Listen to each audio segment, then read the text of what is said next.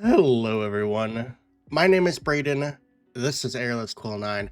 In today's video, I'm going to talk real quick about the 2024 Monster Manual that just released recently. So I don't have access to a physical copy currently.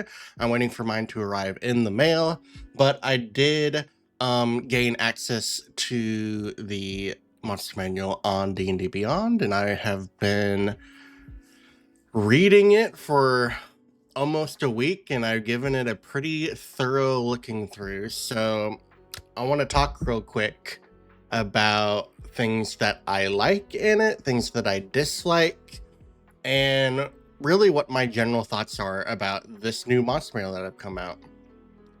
So just at a first glance, I really appreciate how these stat blocks have been redesigned. They are very easy to run and manage, and it is very simple to understand how to run the monster, what the best options for you to use are when you're playing this monster.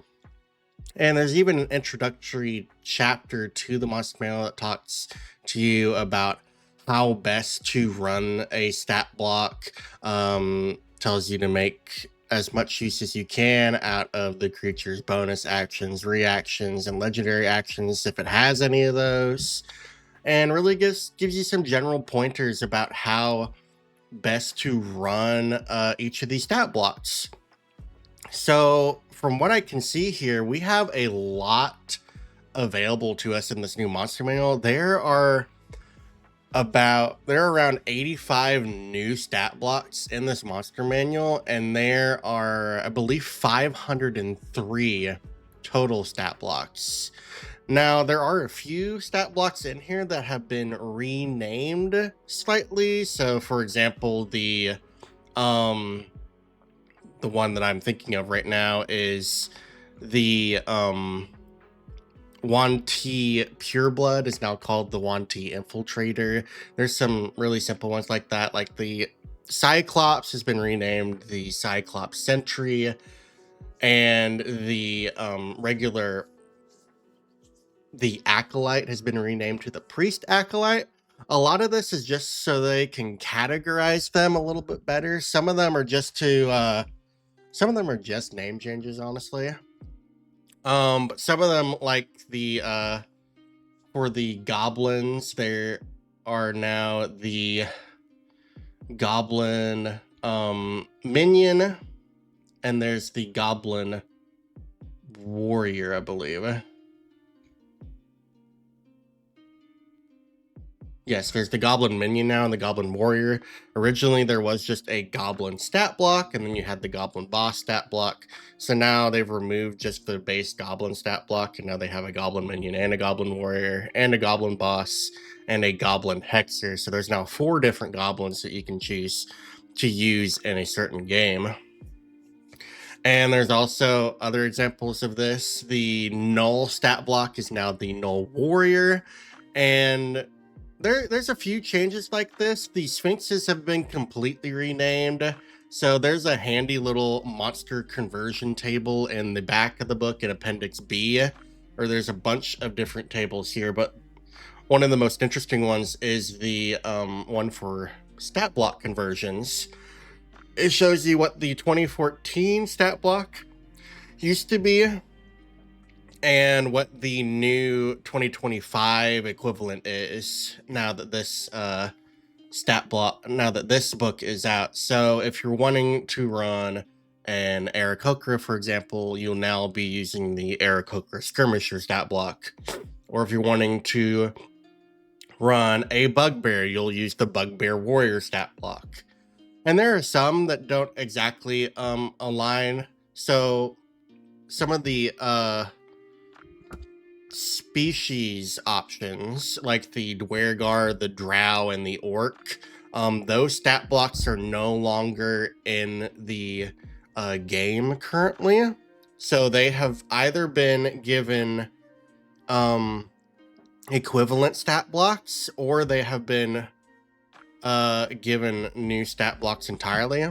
So if you're wanting to run a drow, for example, it tells you to use the priest acolyte stat block. If you're running to run a drow elite warrior, use the gladiator stat block. And if you're doing a drow mage, use the bandit deceiver stat block, which is a new stat block. And finally, for the drow priestess of Lolth, use the fiend cultist stat block, which is also new. For the Dwargar, it tells you to use the spy stat block. And then finally, for the orc stat blocks, they've come out with a new category called toughs. So there's the tough and the tough boss. So if you're wanting to run an orc, you'll use the tough stat block. If you're running a orc Eye of Gruumsh, use the cultist fanatic stat block. For the orc war chief, use the tough boss stat block. And then finally, if you're running an orog, use the berserker stat block, which really makes a whole lot of sense there. So yeah, there have been a few changes here. I really like the recategorization. It makes it really easy to this monster conversion table is very easy if you're running older adventures. It's very clear on which ones you should use, because I was saying earlier about how the sphinxes have changed. So all the sphinxes have new names. So if you're running an Androsphinx, you're going to use the Sphinx of Valor stat block. Or if you're running the Gynosphinx, you're going to use the Sphinx of Lore stat block. So this table here is really, really handy. And I really like how it's categorized all this stuff, because, well, yeah, a lot of the names have changed. And so it's really easy for you to pick up which ones to use. This Monster Man is also much better categorized.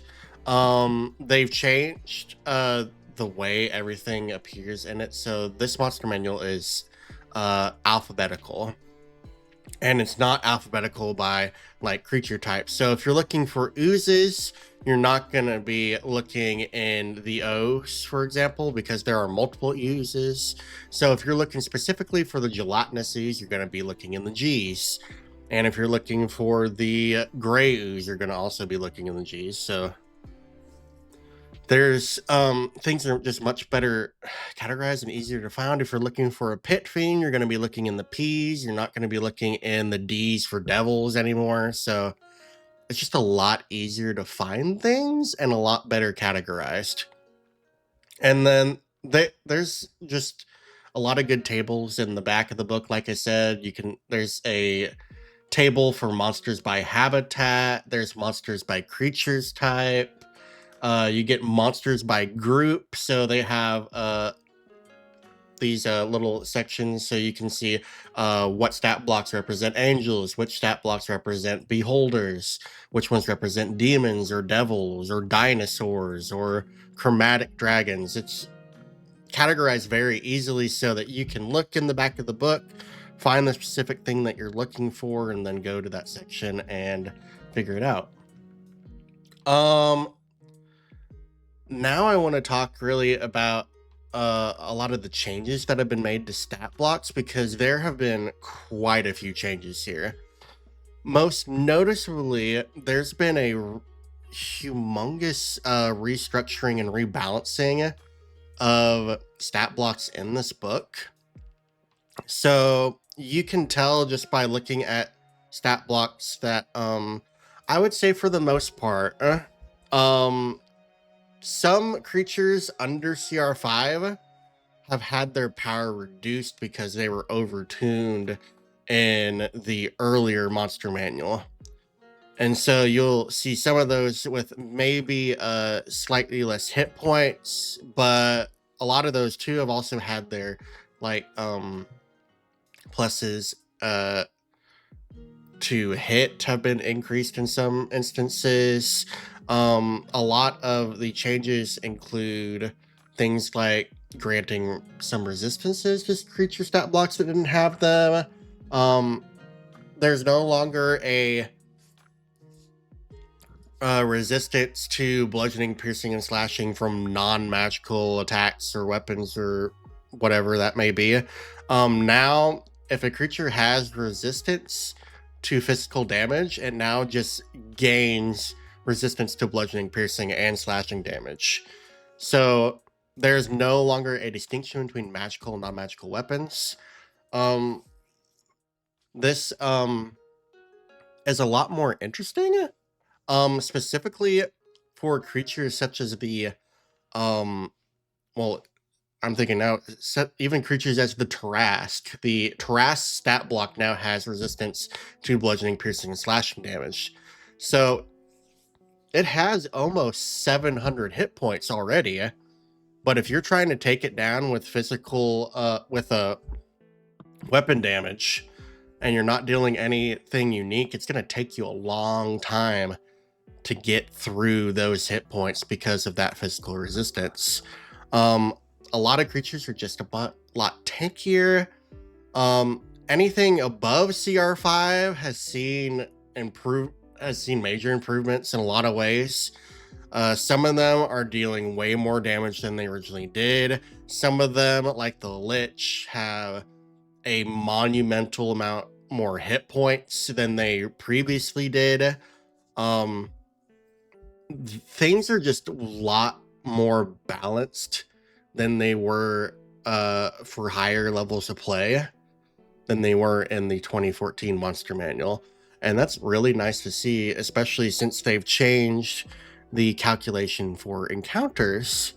So there is really a lot going on in this new Monster Manual. Things look scarier and they act scarier, and that really translates with these new stat blocks. You could take a hit from a Solar's Bow of Slaying, fail the dex save for it, and immediately die as a result. So there's just there's a lot of scary stuff in these new stat blocks, and it really translates into the monsters. Another thing that they've really changed is how lairs affect creatures. There are no longer any lair actions in the book, but when you fight a creature in its lair, what is normally seen is that these creatures all normally have legendary resistances, so they'll gain an additional legendary resistance that they didn't have, and then they will also gain an additional legendary action for them to use while you're fighting them in their lair. So these creatures, it is a lot scarier to fight them in their lair than outside of it. And it can really give those creatures a major benefit when they are fighting on their home turf, when you're running that creature in its lair, because they just have a little bit more defense and a little bit more combat potential when you're fighting it in its lair. And that's really scary because these creatures basically, they're challenged. When you're fighting a creature in its lair, you also gain more XP out of it, but the challenge is going to be a little bit more significant because of that. So it's nice to see that there's a give and get. Another thing that I really like about these new stat blocks is a lot of them have a little gear tab in their stat blocks now, so that you as the dungeon master can tell your players what they can salvage from the creatures that they kill. And then if you're looking specifically at stat blocks, at the header of each creature, it'll tell you what habitat you're likely to find this creature in. And there's also a little treasure tag. So if you defeat a specific creature, it'll tell you a specific treasure type table that you could roll on if you're wanting to give out treasure for that creature being defeated. That way, it is really easy to navigate what rewards to give your players. So I really like how these have been redesigned, and there's a lot of really interesting things happening here. And I I really just enjoyed looking through this stat block, like, or sorry, of this book, because not only are the stat blocks like generally better and more interesting to run, there's also the artwork in this book is so beautiful. There are so many unique and interesting art pieces. Like, everything looks so much more interesting in a way that it wasn't in the previous monster manual. And it really makes you want to run these creatures. Like, I'm thinking specifically, um, something that I never thought I would want to run was maybe the Drider. I never wanted to run a Drider just because not only was their art kind of like weird, but their stat block was really just like uninteresting. And now what we get is a completely like, their stat block has been basically remade from the ground up. There's so much more interesting things that you can do with them. Their artwork looks a little bit more frightening and interesting. Like, just as an example of what the Drider has changed, it now has a foreleg and a poison burst attack. The poison burst is a ranged attack, so you don't have to worry about not being within melee of a creature. And then, as a bonus action, the Drider can cast the Darkness, Fairy Fire, or Web spell, and that's a recharge ability, but it can cast those spells as a bonus action, or one of those spells as a bonus action. So it can still make its multi-attack off on its turn, and then also use a bonus action to cast a spell occasionally. So there's a lot of versatility in this new stat blocks.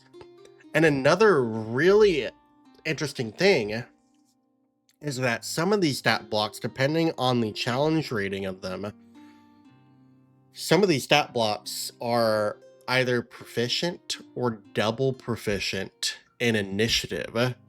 So if you're running a creature like, well, even the Drider. So the Drider has a 19 dexterity, so it has a +4 to its initiative score.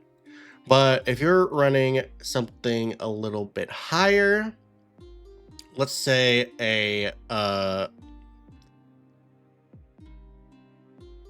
we'll go with a dragon. So the adult silver dragon, for example, has a +10 to initiative, and it has a dex score of 10. So it's not normally adding anything to its initiative, but because this is a higher challenge rating monster, it is double proficient in its initiative. So it's adding twice its proficiency bonus, which is +5, to its initiative score. So it now has a +10 to initiative rolls. So not only is this going to let this creature go higher in initiative potentially, but it will at least allow the monster to do something in combat before the players eventually succeed against it, because it is very likely that if you're running a monster that the players are going to eventually kill it. But it's kind of interesting to see these higher initiative scores, because it's going to ensure that these monsters not necessarily go first in combat, but go higher in initiative, and they are at least going to do something on their turns to make the combat a little bit more interesting, potentially.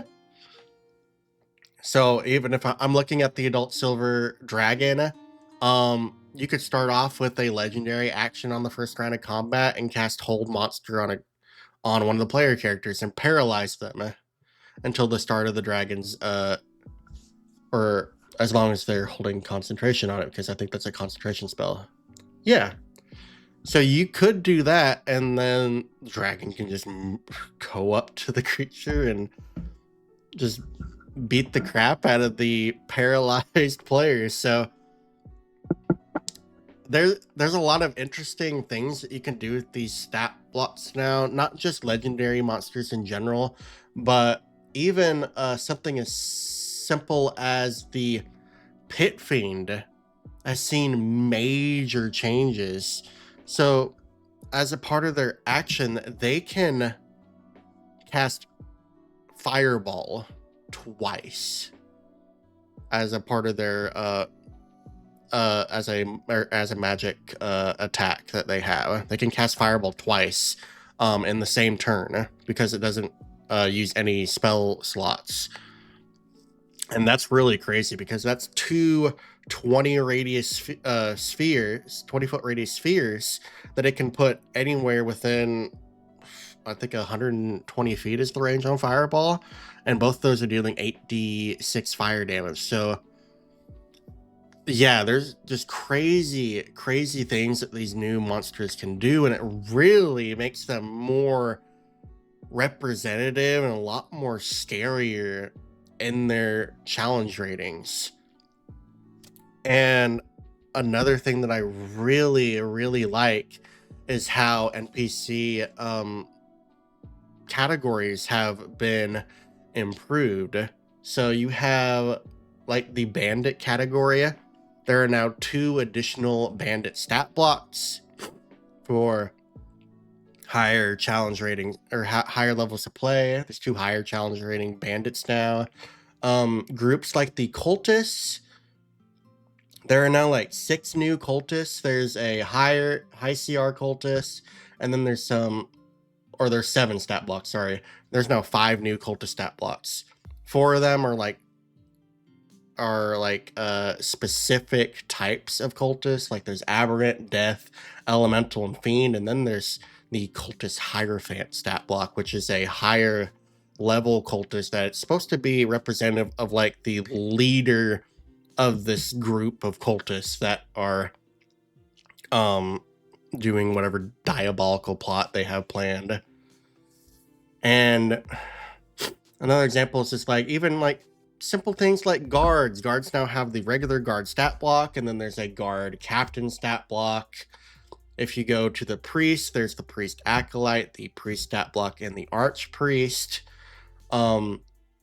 A lot of these categories have just been given additional options available in it. So like there's now 5 vampire stat blocks. The Kuo-toa, I think, have gotten 1 additional option, perhaps. A lot of the option or stat blocks that only had 1 option previously now have 2 options or more. Like for axe beaks, there's now the regular axe beak and the giant axe beak. For creatures like dretches, you now have a swarm of dretches stat blocks. So dretches were like really low level demons, so you really didn't get a whole lot of play with them normally. Now you can use a swarm stat block for them and make them just a little.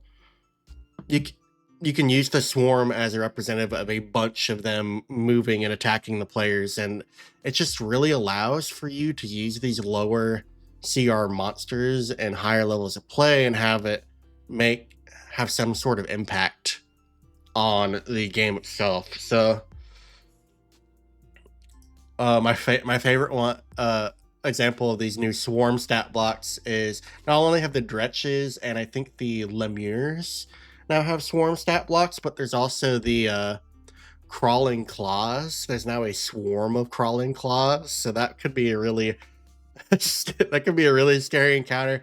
Players think there's only 1 crawling claw that's like on the lid of a chest, and they just kill it in 1 strike, and then suddenly this chest bursts open and there's a multitude of crawling claws coming out at them. So there's a lot more interesting options available in this new monster manual. It just really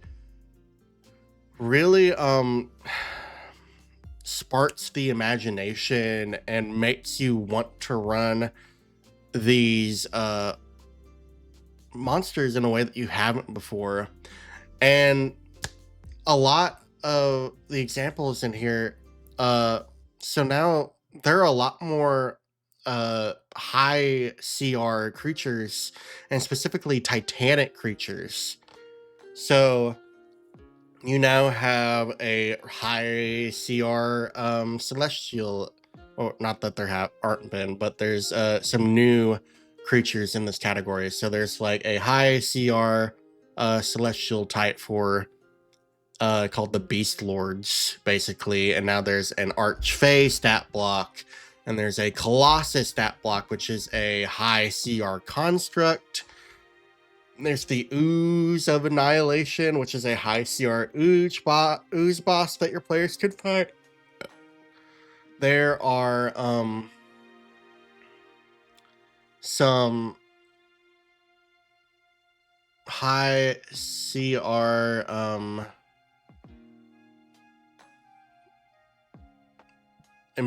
there's some high CR improvements like they've changed the Leviathan stat block, or not the Leviathan, the Kraken stat block quite a bit. So it is a lot more interesting to run. And then the Trask now has a ranged option, so your players can't pepper it with arrows from far off. It can actually get within 150 feet of them and then rock them with a ranged AoE that it now has access to. So that's really cool to see. And overall, the monsters in this book are just a lot more interesting and varied, thanks to these redesigns. And a lot of them are just a lot more scarier. So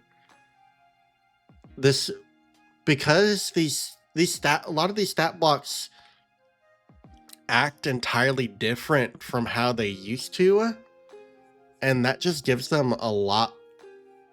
Your players are going to be caught off guard, because if you're running a new version of a stat block, it may act entirely different from the old version, and that is going to catch some players off guard, because a lot of these creatures don't have the same like combat mechanics that they used to. Creatures like dragons, they have a lot more unique legendary action options available to them. A lot of the quite a few of the dragons, especially the adult and ancient categories, they can now replace one of their melee attacks with a casting of a spell. And depending on the dragon, it could be a really interesting spell. So the gold dragon will cast a guiding bolt. The green dragon in particular cast Mind Spike, which is pretty cool. I think something like the red dragon, they cast Scorching Ray, which is pretty interesting. So there's a lot more variety in these stat blocks now, and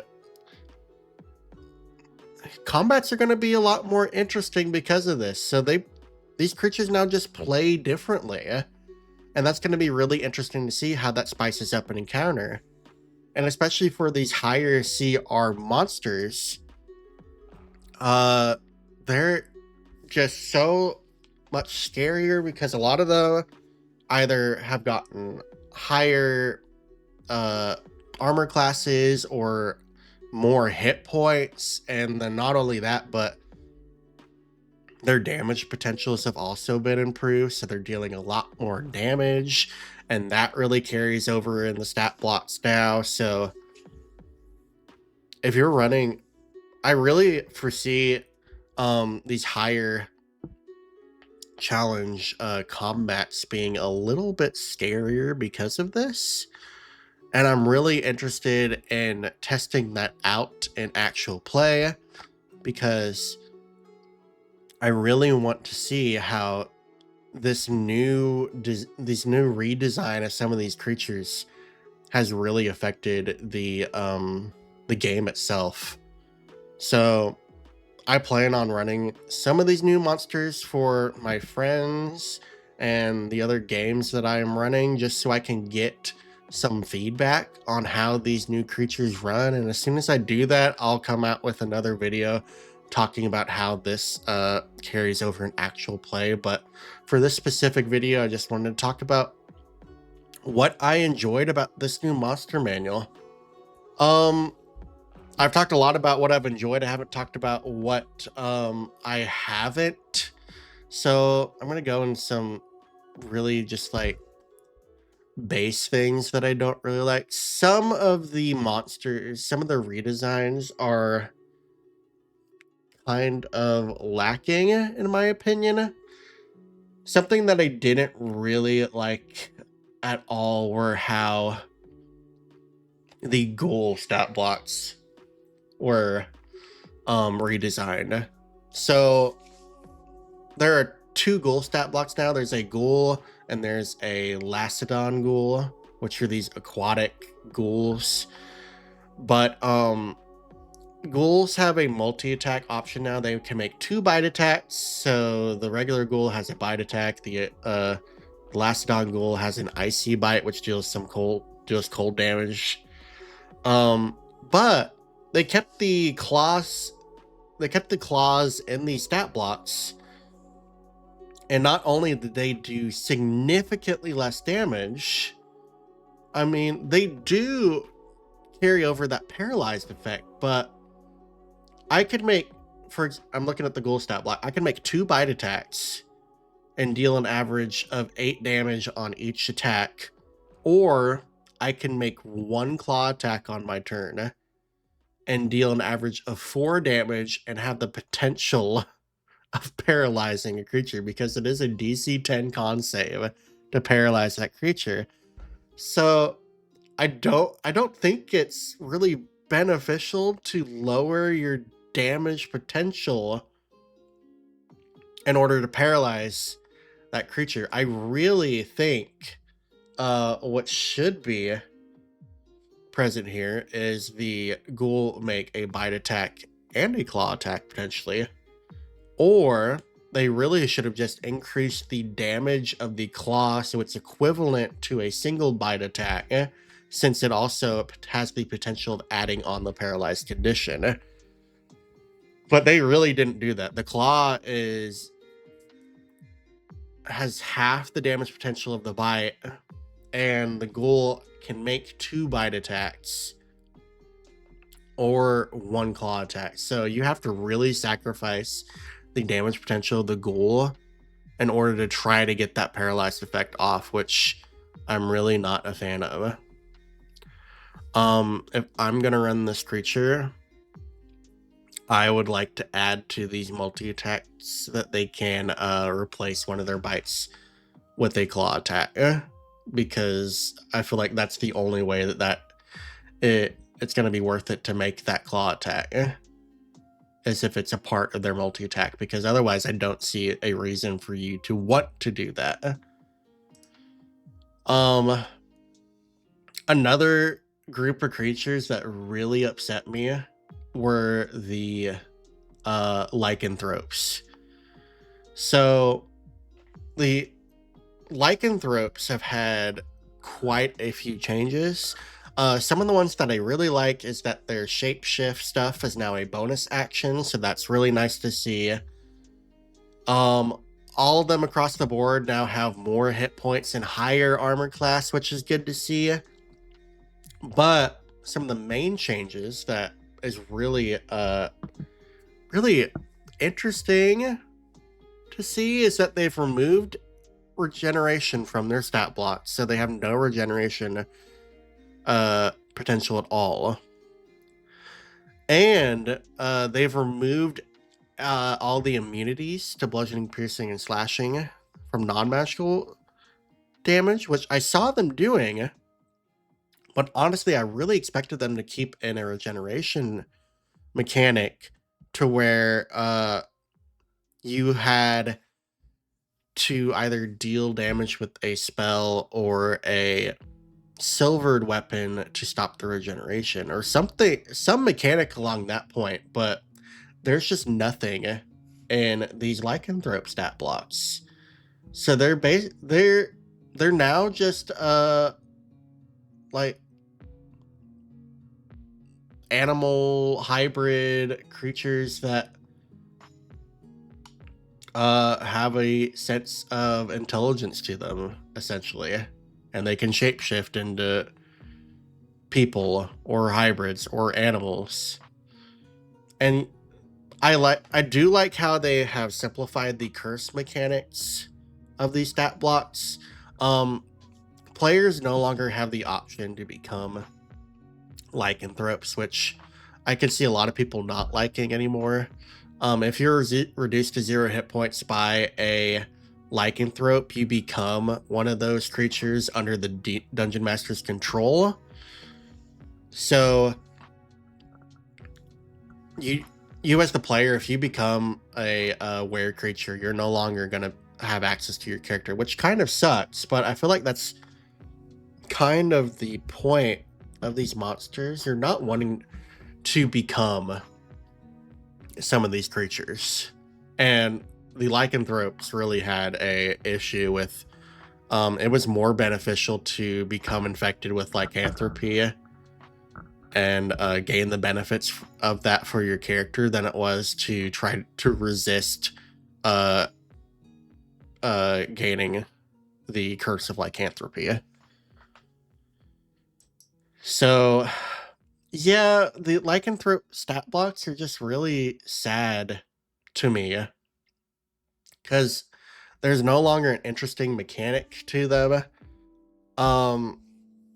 And honestly, if I'm running these stat blocks, I'm gonna add in a regenerative capability to them and have that be negated by attacks made from silvered weapons and potentially some other type of damage, just because I feel like that'll make the stat block a little bit more interesting and isn't going to really change the ability, or maybe not even a regenerative ability. Maybe just adding in a trait to where the creature can't drop below 1 hit point unless it is taken out by a silvered weapon or damage from a